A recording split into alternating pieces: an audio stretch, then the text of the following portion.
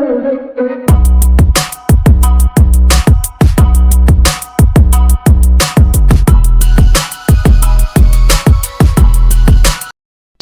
update version for Huawei phone. So guys, punta ka tayo kay Gcash. Ganito rin ba yung lumalabas? Time for an update. So let's go. Kahit i-open nyo pa ng paulit-ulit, ayaw pa rin mag-download or ayaw pa rin magbukas. So punta muna tayo kay App Gallery. Then punta tayo sa profile. Scroll down. Punta tayo sa settings. Punta tayo sa country region. Change country. Then okay.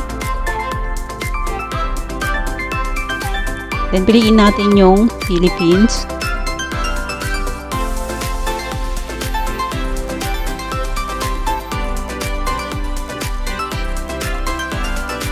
Pindutin lang natin sa Philippines.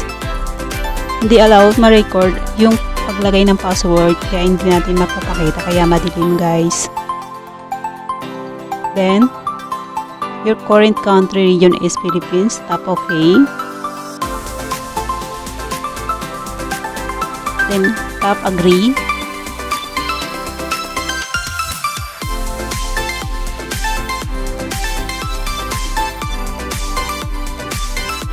So back ulit.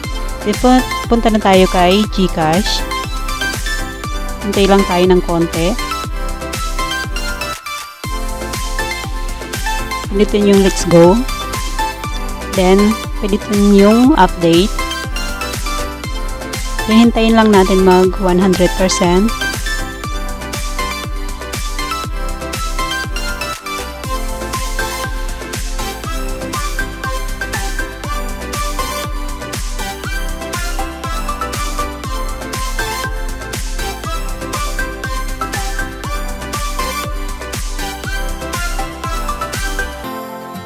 So yun guys, 100% na.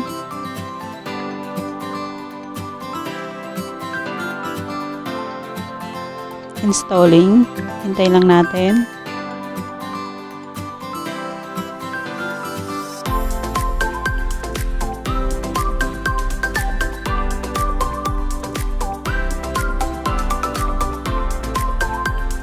Back ulit. Then open. Yan, lalabas yung open. Tap lang natin yon. Then guys, ayan na. So, enter na natin yung password natin kasi ma-open na natin siya. Then guys, yun. Finally! Yes! So yun guys, ganun lang yung for Huawei phone. Yung pag-update. So, see you! Bye! See you in my next video. Sana nakatulong. Thank you!